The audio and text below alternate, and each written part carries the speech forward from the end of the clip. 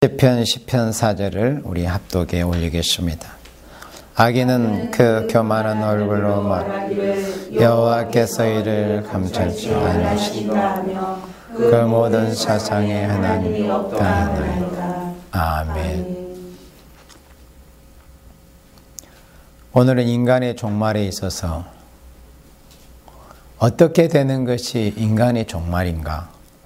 환난 시대에 있어서 어떻게 되는 것이 인간의 종말인가 할 때 이제 5번째, 사상적으로 도저히 어찌할 수 없는 난국이 오는 것이다 하는 말씀을 여러분들에게 전하도록 하겠습니다.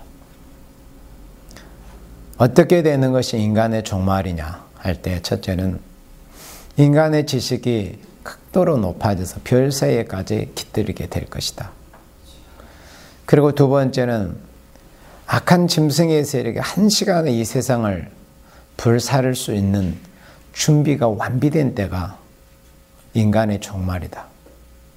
그리고 세 번째는 인간의 부패성을 종교적으로나 정치적으로 또 사회, 세상의 모든 모습, 각 방면에 있어서 그 인간의 부패성을 이제는 인간이 어찌할 수 없는 그런 때, 인간의 죄악이 하늘에 사무치고 온 땅에 관영하게 되는 그런 때가 인간의 종말 세상 끝날이라는 것을 말씀하셨고, 네 번째는 우리가 지난 주일에 보았던 경제적으로 극심한 혼란이 올 것이다.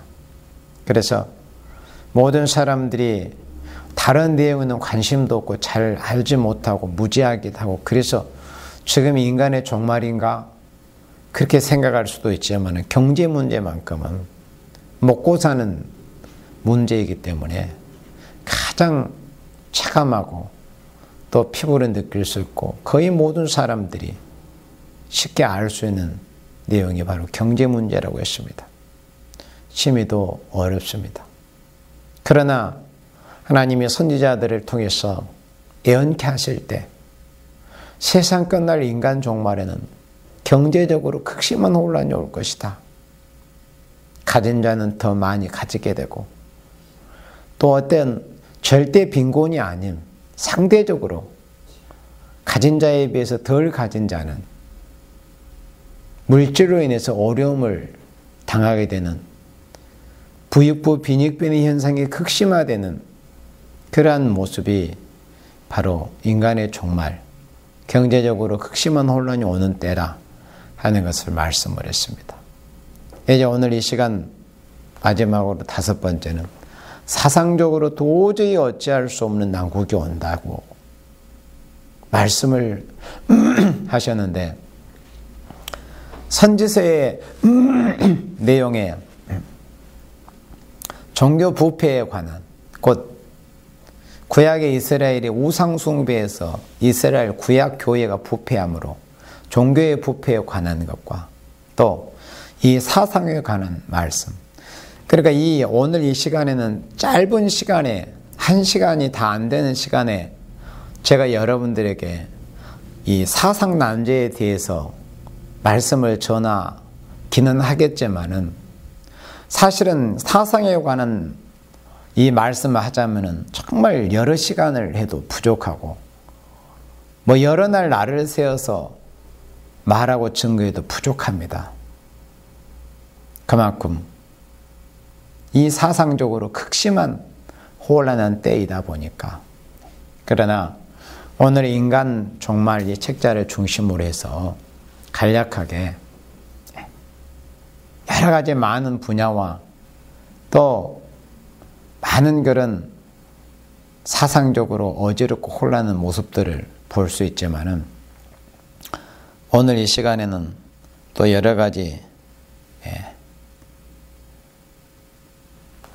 시간이나 또 형편을 생각해서 많은 것을 다 한꺼번에 할 수는 없습니다.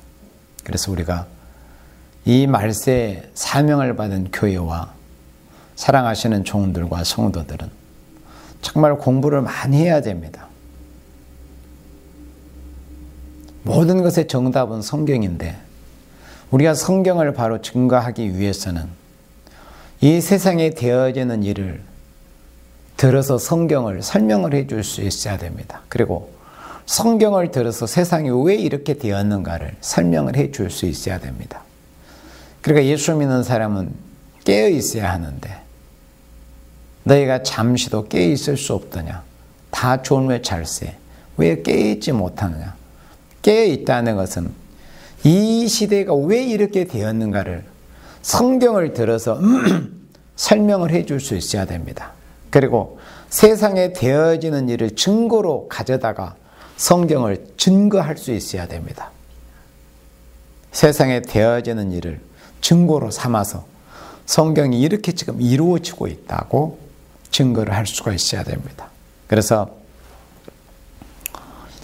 시편 4절을 먼저 우리가 읽게 된 것은 여기 특별히 사상에 관한 말씀이 있기 때문에 이 성경 구절을 먼저 읽은 것입니다. 악인이 누구냐? 악인은 그 교만한 얼굴로 말하기를 여호와께서 이를 감찰치 아니하신다며. 그러니까 악인을 여러 가지로 설명을 할 수가 있어요. 악인을. 그런데 악인을 여러 가지로 설명을 할 수가 있고 또 왜 사람들이 악인이 될까 하는 것을 여러 가지로 분석하고 설명을 할 수 있지만 성경은 언제든지 어떤 상황에서든지 정답만 제시하는 것이 하나님의 말씀이 성경이기 때문에 가장 확실한 정답을 여기서 우리가 볼 수 있어요. 해답을. 악인은 그 교만함, 일단 악인은 그 얼굴이 교만합니다. 그리고 교만하면 악인이에요. 악인은 100% 다 교만합니다. 교만하기 때문에 악인인 거예요. 악인이니까 또 교만할 수밖에 없는 거예요. 악인 이꼬로 교만한 자인데 그런데 악인은 그 교만한 얼굴로 말하기를 여호와께서 이를 감찰치 아니하는 여기에 있어요. 그러니까 이 사람이 생각하는 거 생각이 좀 여물어지고 조직화된 것이 사람들이 하는 그 학술적인 표현으로 사상이라고 그러는 거예요. 사상 별것도 없어요. 그냥 생각이라고 했어요. 생각이 좀 다듬어지고 조직화된 것을 사람들은 사상이라고 말을 합니다. 아무것도 아니요, 사상. 사람들이 하고 있는 생각을 사상이라고 하는데 그런데 왜 이 악인이 되는가? 그 생각의 마음속에 여호와께서 이를 감찰지 아니하신다. 그러니까는 누가 악인이 되냐면은 하나님이 신이 어떤 조물주라는 존재가 나를 살펴보고 계시지 않을 거라는 이런 생각을 하게 되면은 100% 악인이 됩니다. 그거예요. 악인이 꼭 이렇게 쇠붙이만 가지고 사람들을 찌르고 때리고 이것만 악인입니까? 사람이 볼 때 유순하게 보이고 힘이 없어 보이고 아주 고령인 나이로 그렇게 보일지라도 악인들 수두룩합니다. 악인이에요. 그럼 누가 악인이 되느냐? 하나님께서 여호와께서 천지를 창조하시고 생명의 주관자이신 재판장 심판자이신 하나님께서 우리를 감찰치 아니하신다. 감찰한다면 이렇게 살펴본다는 거예요. 감독하면서 살펴본다는 거예요. 감찰치 아니하신다. 이런 생각이 들어오면은 그 사람은 악인이 되기 시작합니다. 반대로 신앙인이 누구예요? 예수 믿는 사람, 하나님을 경외하는 사람은 하나님은 나의 숨소리까지도 살피시고 나의 호흡까지도 세시고 내 머리에 머리카락이 몇 개인지 다 세시고 내 마음의 생각, 심령 가장 깊은 곳에서의 모든 생각도 하나님은 나보다 더 잘 알고 계신다. 우리 인간은 생각했다 잊어버리기도 하지만 우리 하나님은 내가 생각했던 것까지 다 하나님을 기억하고 계셔요. 그러면 하나님을 경외하는 사람은 하나님이 나를 감찰하신다는 생각을 하면 악인이 될 수 있을까요? 반대죠. 하나님은 나의 마음과 생각까지도 다 살피시는데 내가 어떻게 짧은 시간에 마음 하나라도 하나님 앞에서 죄스러운 생각을 할 수 있을까? 이런 생각을 하게 되겠어요? 안 하게 되겠어요?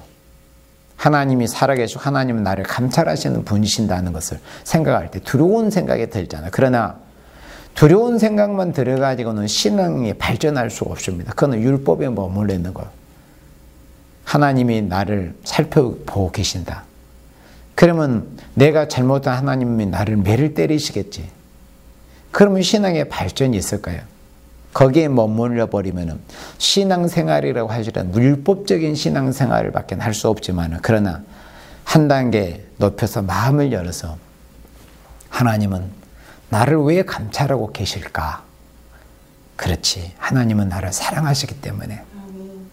내가 행여라도 잘못된 생각을 가질까 봐, 내가 잘못된 것을 바라볼까 봐, 내가 잘못된 소리를 들을까 봐, 내가 행여 이 입으로 잘못된 말을 하고 실수하고 허물이 있을까 봐, 내가 잘못된 길을 가고 잘못된 걸음을 걸을까 봐, 하나님이 나를 사랑하시기 때문에 나를 감찰하시는구나. 그러면 하나님의 사랑이 느껴지고, 하나님 감사합니다, 그러셨군요.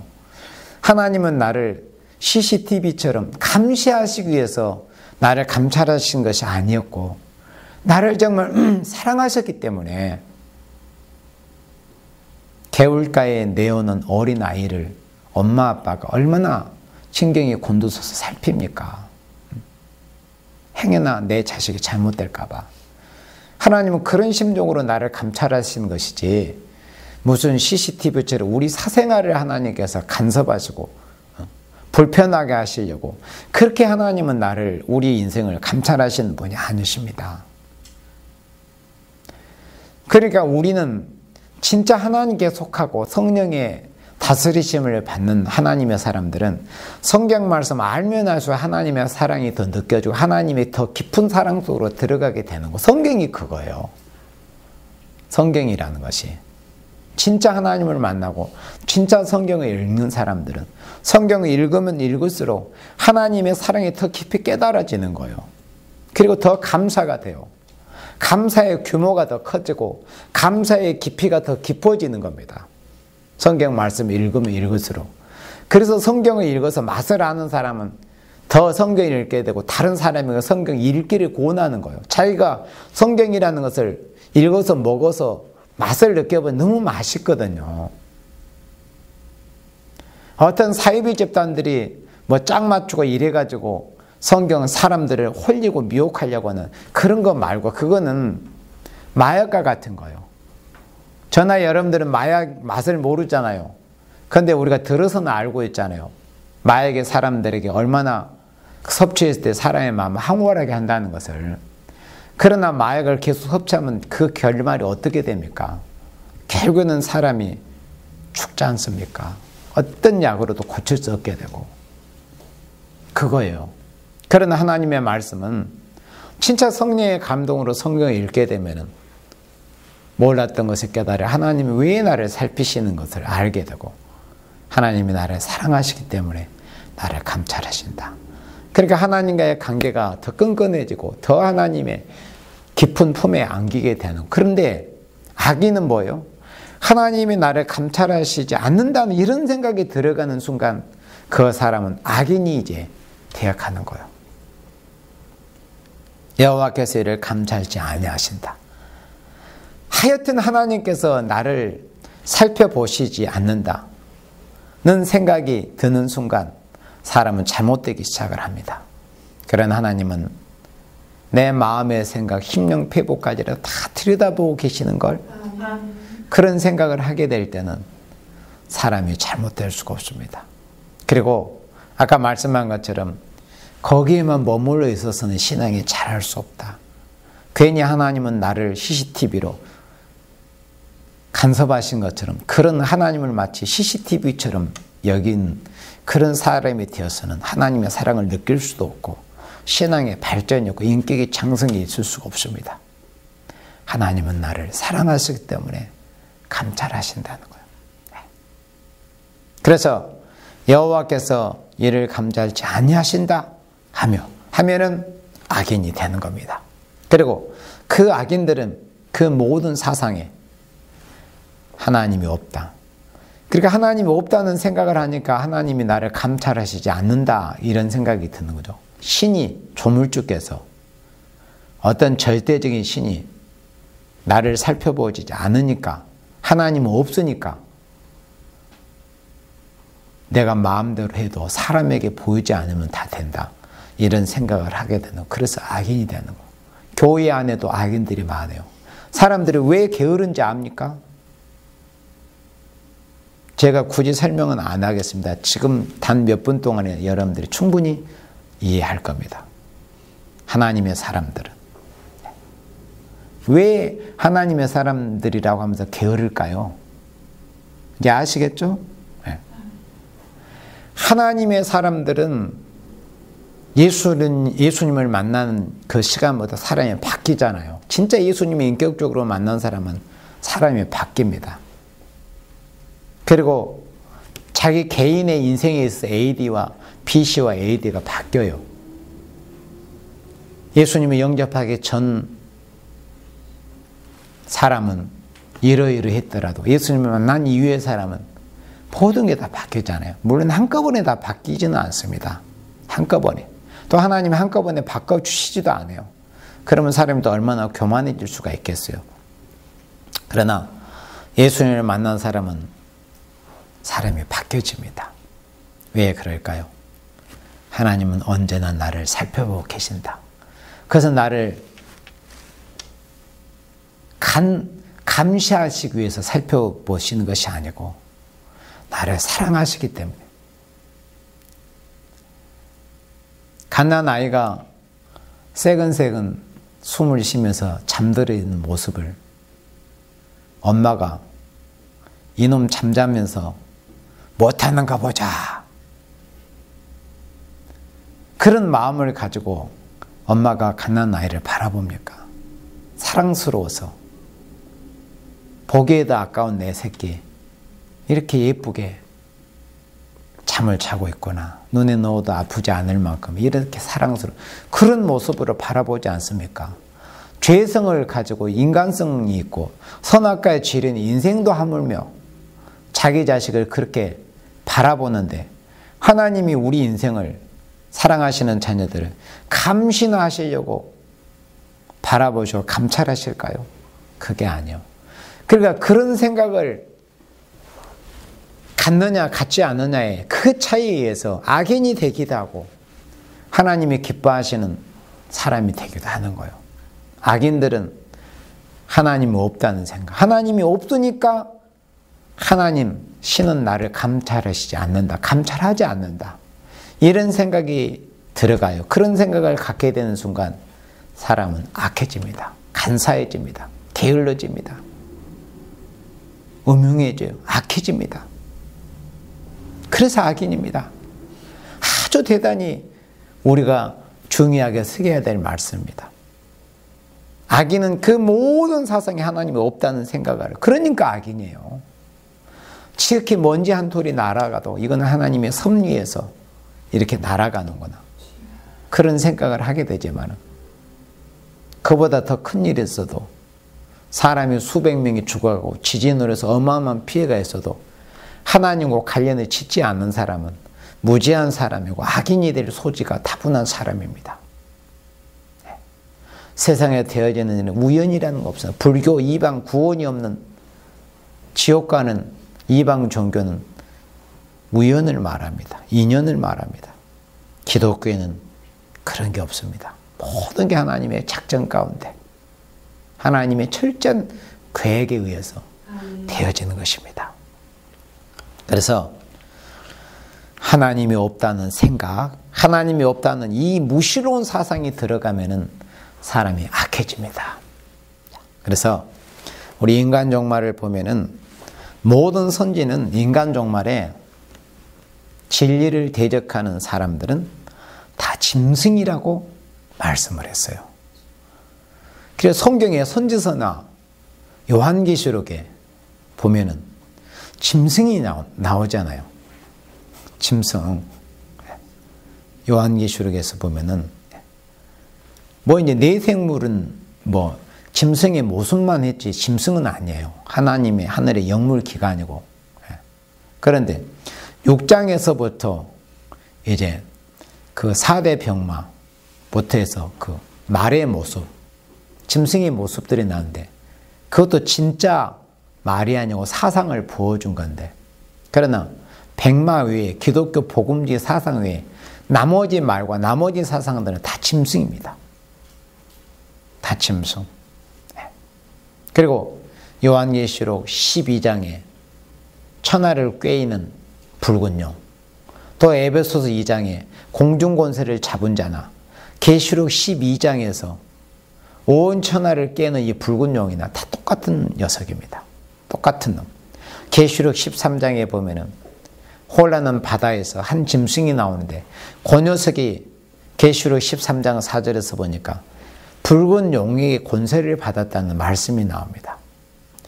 그래서 그 계시록 13장에서 나오는 7머리 10뿔을 가진 그 짐승이 진짜 짐승이냐, 동물, 애니멀, 그 짐승이 아니에요.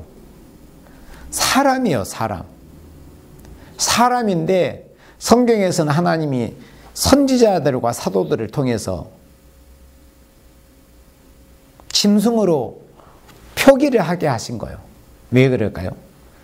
사람의 모습만 했지 짐승성을 가진, 동물성, 짐승성을 가진 마귀의 도구로 사용이 되는 이런 짐승과 같은 자들이기 때문에 성경에서는 짐승으로 그렇게 기록하게 하신 겁니다.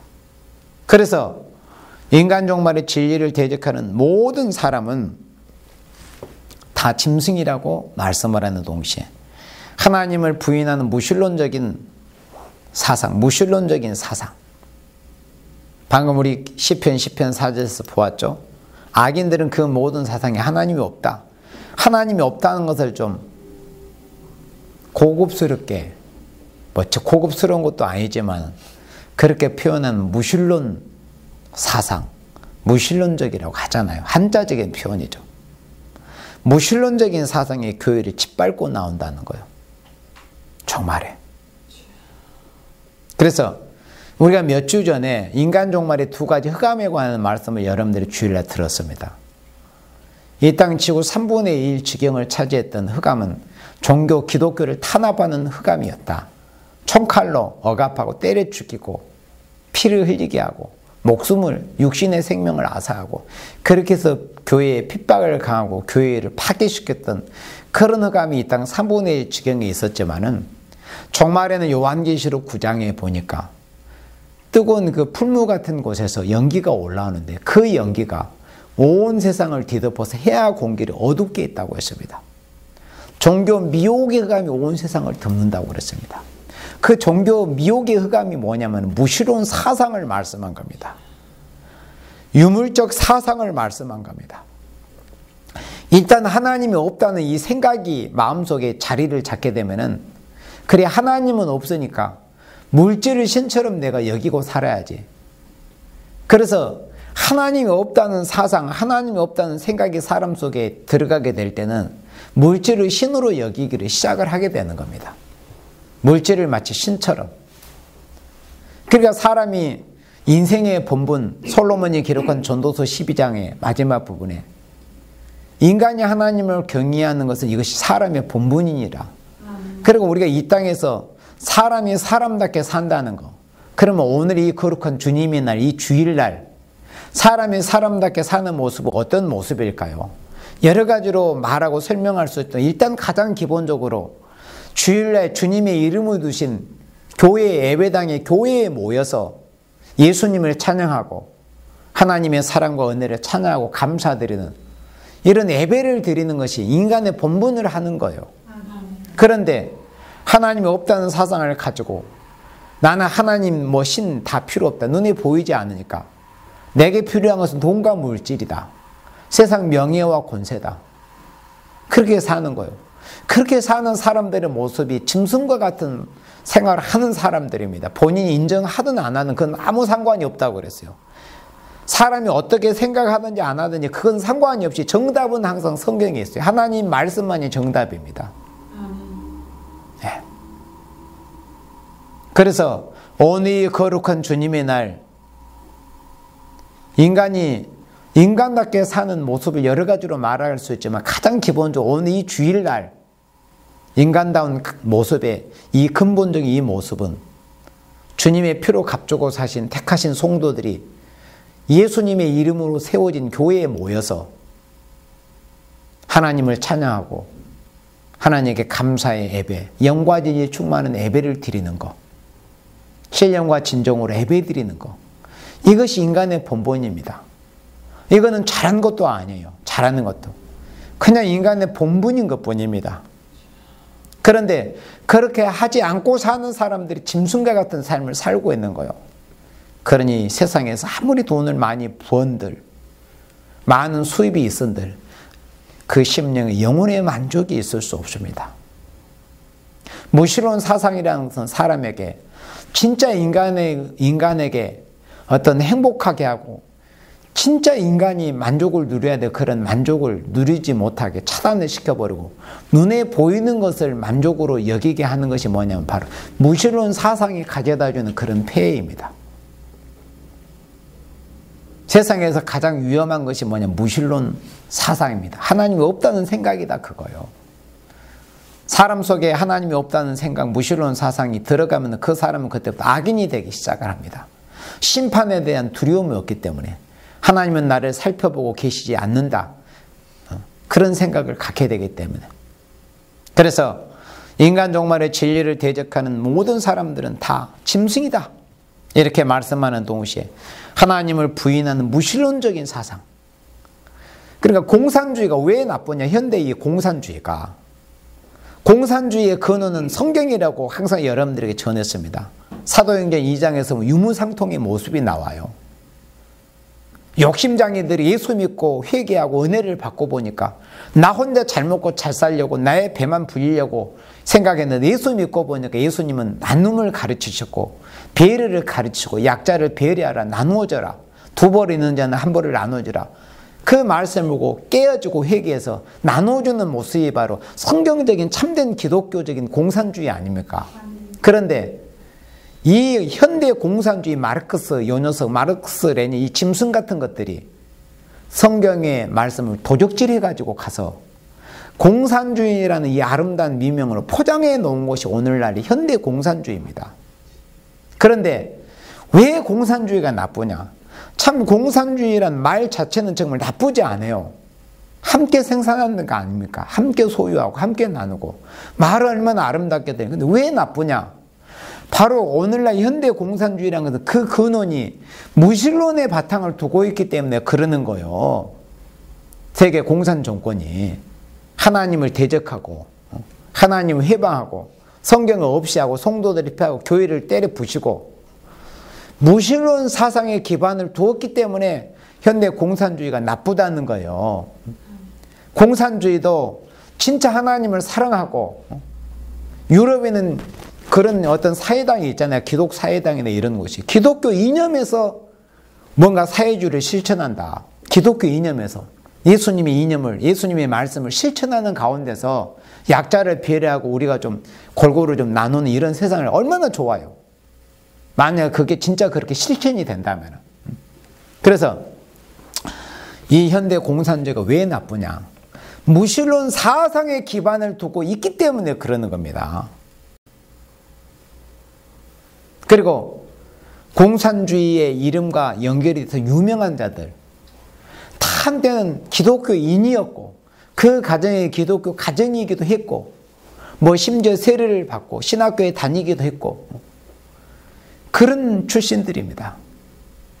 그런 자들이 예수님이 인격적으로 바로 만나지 못하고 교회를 다닌다고 해도 무신론 사상의 미혹을 받아가지고 결국은 하나님을 대적하는 이 공산주의의 우두머리 역할을 하고 결국 그렇게 해서 기독교를 핍박하고 대적하고 오늘 말씀처럼 하나님을 부인하는 이 무신론 사상이 체계화되어 가지고 공산주의라는 이런 철학, 하나님을 대적하는 이런 이론이 이제 체계화된 거예요. 마에가 사람을 들여서 그렇게 만든 겁니다. 마르크스나 레닌이나 이런 녀석들을 들어서 하나님을 대적하는 것을 체계화시키는 거예요. 이게 공산주의 이론입니다. 그래서 세상에서 공산주의를 이기고 박살낼 수 있는 것은 성경 말씀밖에 없어요. 그런데 계시록과 선지서의 말씀을 알아야 됩니다. 공산주의 정체를 적나라하게 밝혀주고 있는 것이 요한계시록과 선지서의 말씀이거든요. 이 마지막 때 나오는 이 짐승의 정체가 뭔가를 가르쳐주고 있는 것이 계시록과 선지서예요. 그러니까 공산주의 변론을 이길 수 있는 변론은 유일하게 세계에서 성경 말씀, 계시록과 선지서 예언의 말씀밖에 없어요. 하나님의 말씀인 성경 예언의 말씀밖에는.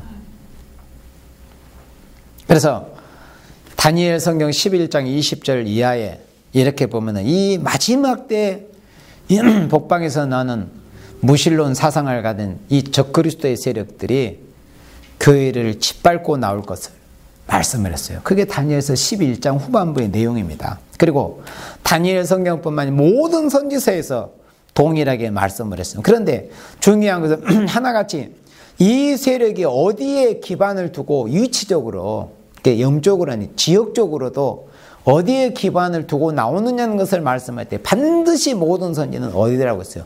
복방이라는 것을 말씀했습니다. 그 복방에 기반을 두고 난 이 무신론 세력을, 사상을 때려 부술 수 있는 그러한 세력은 또 이 지역적으로 어디에 기반을 두고 어디에서부터 출발하는 것을 선지서나 계시록에 말씀할 때 동방이라는 것을 또 말씀을 했어요. 네. 그러니까 연계적으로는 지역적인 것이 관계가 없지만은 또 지역적으로는 하나님께서 어떤 지역을 육적으로 이렇게 말씀하실 때는 그게 또 중요합니다. 예. 그래서 인간 종말에 이 하나님을 대적하는 무신론적인 사상이 나오는데 이 녀석들은 복방에 자리 잡고 나온다는 것을 선지서와 계시록에 말씀을 한 겁니다. 그래서 무신론적인 사상의 교회를 짓밟고 나온다. 이 말씀이 상당히 우리에게 위협적이고 두려운 말씀으로 우리가 여겨져야 돼요.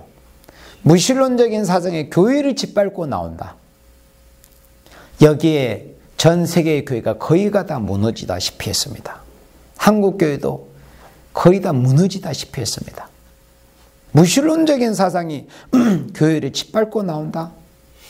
무신론적인 사상이, 무신론적이 뭐예요? 하나님 없다는 사상, 생각 아닙니까? 그럼 왜 교회에 다니는 사람이 왜 주일을 경건하게 주일을 성수하지 않고 돈 벌러 다니고 또 세상으로 돌고 또 세상을 더 사랑하고 어떤 사람을 더 위하고 세상의 무엇을 더 추구하고 위하고 그런 모습을 보일까요? 그게 바로 무신론 사상이 교회에 들어가서 사람들의 그 심령을 피폐해지게 만들었기 때문에 그러는 거예요. 무신론적인 사상이. 교회가 은혜가 없고 진리의 말씀이 없으면 무신론자를 길러냅니다. 교회에 다닌다고 해서 다 은혜가 충만하고 하나님을 사랑하고 주의 일꾼이 되고 주를 위해서 내가 목숨까지라도 내어 던지게 그런 사상을 다 양산해 냅니까?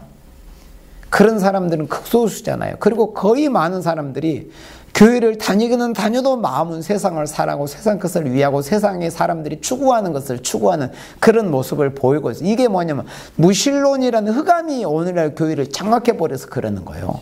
계시록 9장에서 그 풀무불 음부 지옥에서 무정행에서 나오는 그 흑암의 연기가 온 세상을 덮어버렸습니다. 그래서 교회가 은혜가 없고 진리의 말씀이 없으면 교회가 그렇게 됩니다. 앞으로 계시록 9장에서 황충의 모습이 나오는데 이 황충이 때들도 다수가 교회에서 많이 나올 겁니다. 정말 인격적으로 예수님을 만나지 못하고 진리의 말씀을 바로 보짚고 듣지 못하고 은혜가 없는 교회가 되면 교회에서 무신론자들이 나옵니다. 교회를 다니는데 에이, 하나님 없는 것 같아. 내가 하나님 교회 수년 다녀봐도 하나님이 계시면 왜 저럴까?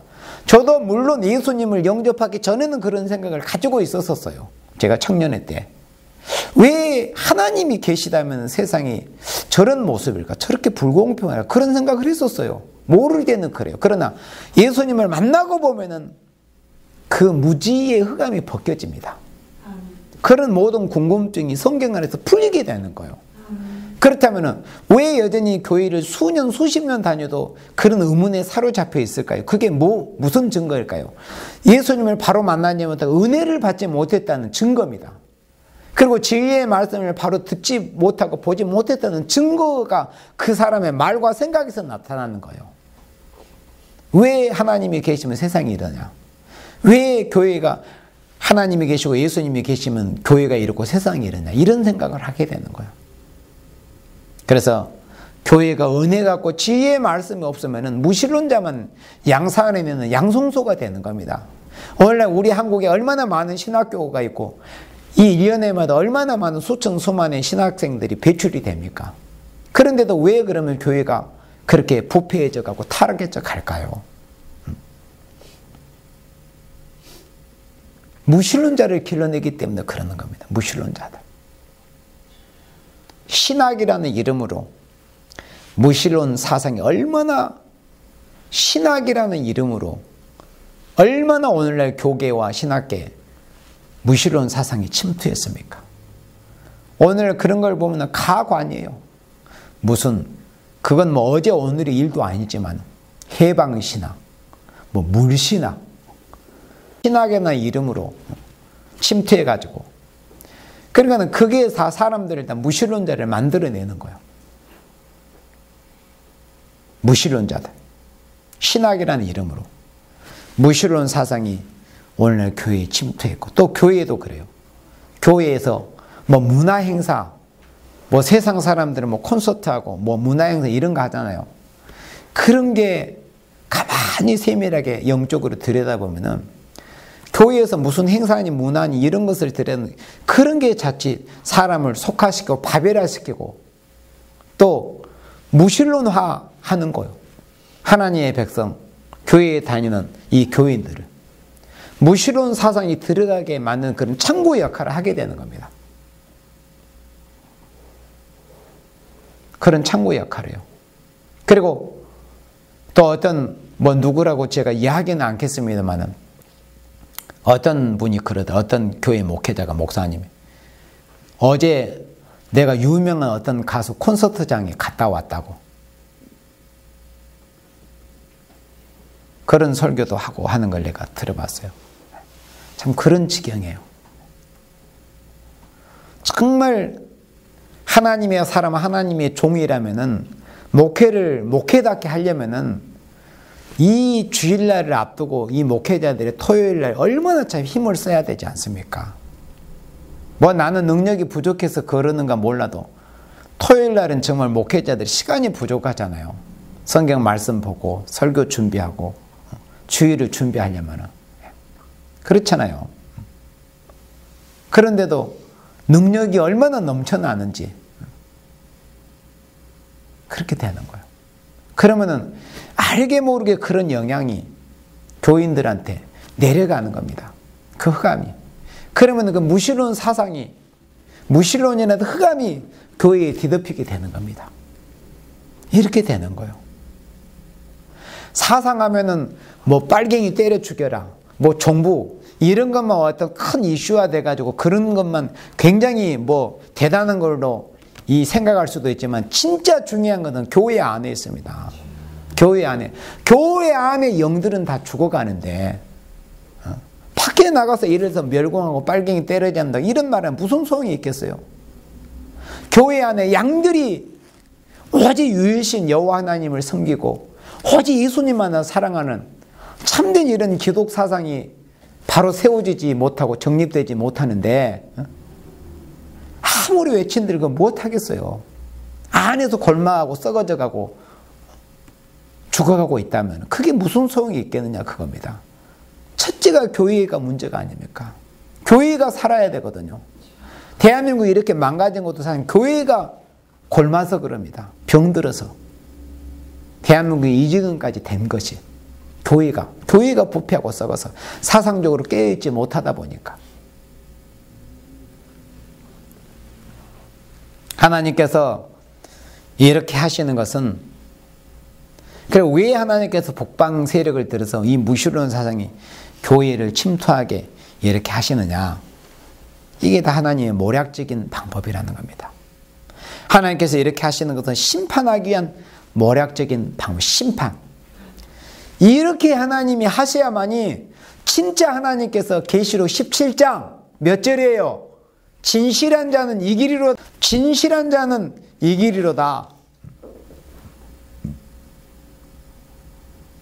진실한 자를 걸러내시기 위한 겁니다. 골라내시기 위해서. 계시록 13장에 보면은 생명책에 이름이 기록된 자 외에는 하나님의 해방하는 짐승의 표를 받는다는 것을 말씀을 한 것은 종말에 그게 사상 문제를 말씀했어요.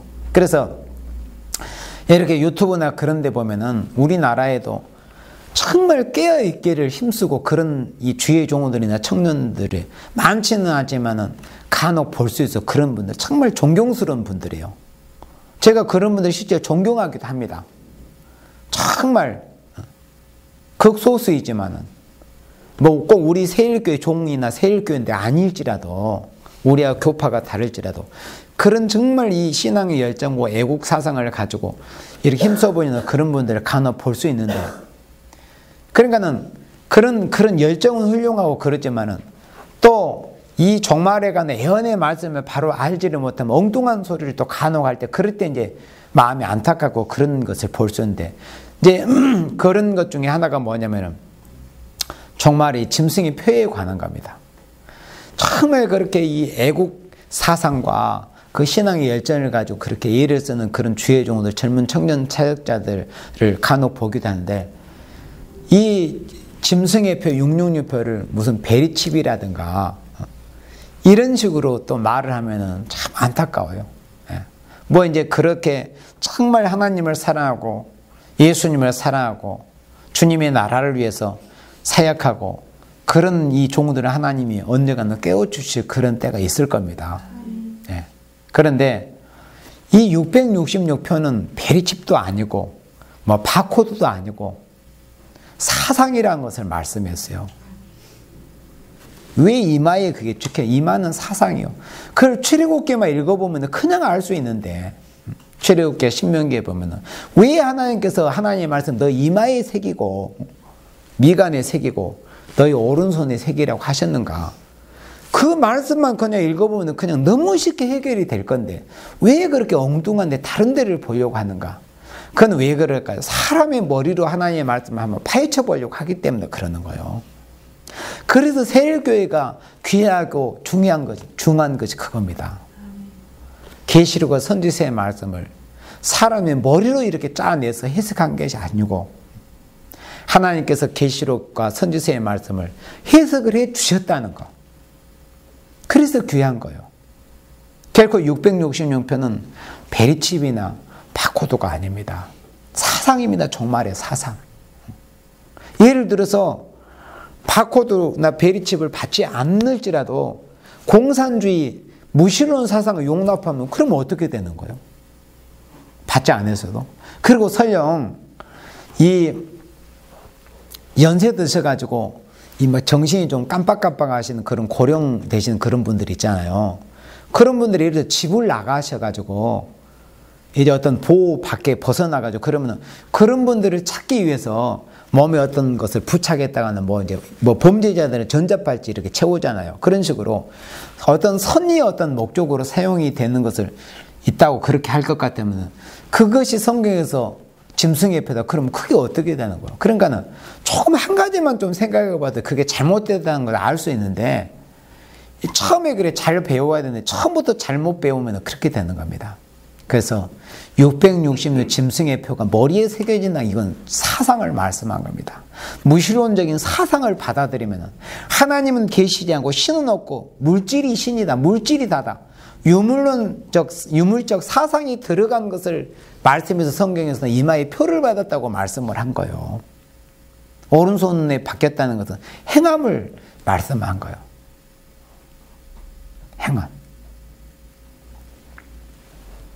그래서 짐승의 표를 받는다고 말씀한 것은 종말의 사상 문제를 두고 말씀한 겁니다. 그러므로 사상적으로 볼 때 공산 사상의 세계를 침투하게 되는 것은 인류 종말의 마지막이 된 증거입니다. 공산주의가 1848년에 영국에서 칼 마르크스와 엥겔스가 공산당 선언을 했어요. 제가 어제 저녁에도 공산당 선언을 또 다시 한번 한 두세 번을 읽어봤습니다. 어제 저녁에도. 이 말씀을 준비하는 그런 과정에서. 그런 것을 다 여러분들에게 시간상 말할 수 없어요. 요즘 뭐 인터넷에 여러분들 검색하면 공산당 선언 어렵지 않게 그냥 누구나 볼 수 있어요.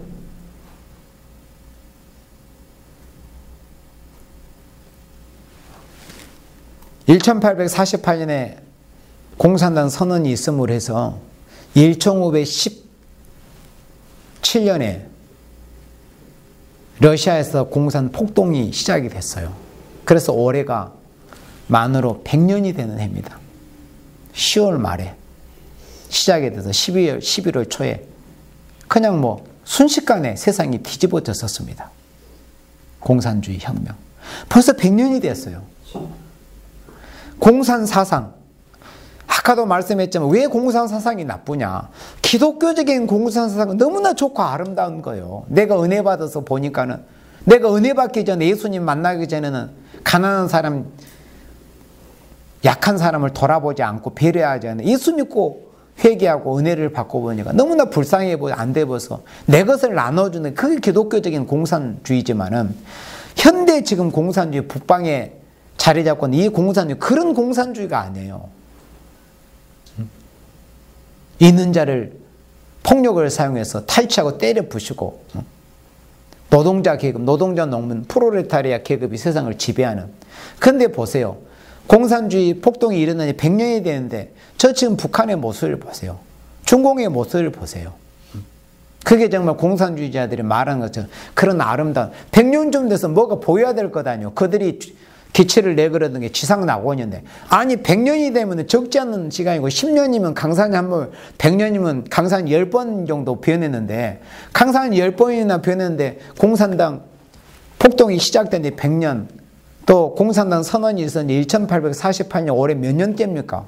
계산이 잘 안 되죠. 네. 그렇게 세월이 지났는데도 뭘 바뀐 게 뭐 있어요? 그러면 이쯤에서 공산주의의 그 허상이 뭐고, 왜 공산주의가 잘못되고 무신론이 왜 잘못됐는가를 좀 사람들이 생각해 봐야 되지 않겠어요? 그런데 오히려 교회가 공산주의를 용납하려고 하고 공산 사상을 옹호하고, 그런 사상이 교회 안에 침투되어 있고, 그런 사상을 가진 자들이 교회의 목회자를, 목사로 버젓이 세워져 있는 현실입니다. 예. 제가 이 자리에서는 어떤 뭐 명예훼손이나 그런 문제 때문에 굳이 지목은 하지는 않겠습니다만은, 한국교회 목사라고 하는 이름을 가진 사람들 중에도 그런 사람들이 다수입니다. 여러분들. 버젓이 목회자, 목사라는 이름을 가지고서 무신론적인 사상을 말을 하고, 많은 다수 대중이 모인 곳에서 동성애를 옹호하고 찬양하고, 이런 자들이 있습니다. 그게 하나님의 좋습니까, 여러분들? 짐승의 도구일 뿐입니다. 짐승의 도구. 자신도 몰라요. 짐승의 노예가 되었는지, 붉은 공산주의, 공산사상, 무신론 사상의 노예가 되었는지 자신이 모르기 때문에 그런 겁니다. 그래서 최후의 마지막의 심판의 대상자는 공산주의입니다. 요즘 세상에 있어서 가장 어리석은 이 문구 말 중에 하나가 뭐냐면은, 이 말씀을 직접 들으시는 여러분이나 영상으로 이 말씀을 보시는 분들이 기억해야 될 것이, 이 시대의 가장 어리석은 말 문구 중에 하나가 뭐냐면은 공산주의는 없어졌다는 말, 이념 전쟁은 끝났다는 말. 이러한 말들이 지금 이 시대에 21세기 된 지금 이 시대에 가장 무지한 소리입니다. 가장 무식한 소리입니다. 가장 무지한 말이고 생각입니다. 공산주의는 없어졌다? 이념 전쟁은 끝났다? 이게 가장 무지한 생각이에요. 여러분들. 결국 마지막 최후의 하나님의 심판의 대상자가 공산주의입니다. 기독교적인 공산주의가 아니고 폭력적, 하나님이 없다는 무신론 사상에 기반을 둔 공산주의 말이에요. 북방에 자리 잡은. 그런데도 햇빛을 쏘여주면은, 햇빛 정책, 요즘 뭐 달빛 정책도 말합니다. 햇빛을 쏘여줘도 안 되는데 달빛 좀 쏘여줬다고 그 짐승이 변합니까?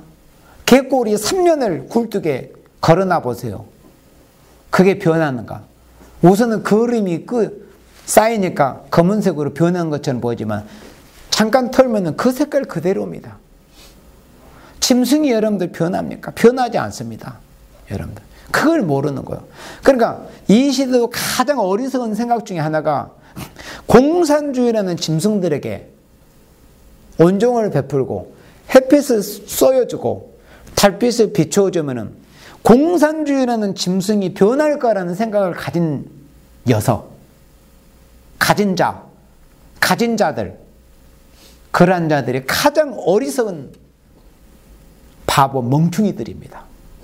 여러분들. 그걸 알아야 돼요. 이 시대에 가장 무지한 생각을 가진 자들이 그런 자들입니다.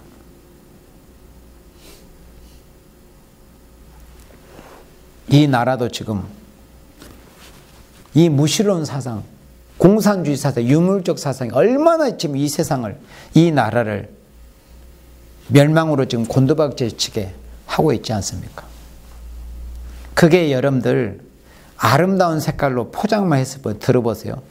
우리나라에서 정복 좌익 세력들이 말하는 민주라는 게 뭘까요? 그거는 김일성이 말하는 민주입니다. 스탈린이 말하는 민주요. 김일성이 말하는 민주요. 마오쩌둥이 말하는 민주입니다. 그게 뭐예요? 무산대종을 선동해서 세상을 뒤집어 엎자는 민주입니다. 서구에서 시작이 된, 영국에서 시작이 된 그런 제대로 된 민주주의가 아니고, 그리고 복지? 말은 얼마나 아름답습니까? 복지 여러분들. 그렇잖아요. 지금 서구 또 북부 유럽에서 복지로 인해서 사람들이 어떤 노후 대책이나 이런 것을 걱정하지 않을 정도 그런 모습이 보이잖아요. 그런데 우리나라에서 말하는 복지, 또 서양도 마찬가지죠. 걔는 공산주의가 우리 공산주의야. 그러면은 사람들이 공산주의가 수십 년 동안 실패했다는 것을 알고 공산주의는 지지리도 못 산다는 걸 알기 때문에 그 이름으로 들으면 먹혀들까요?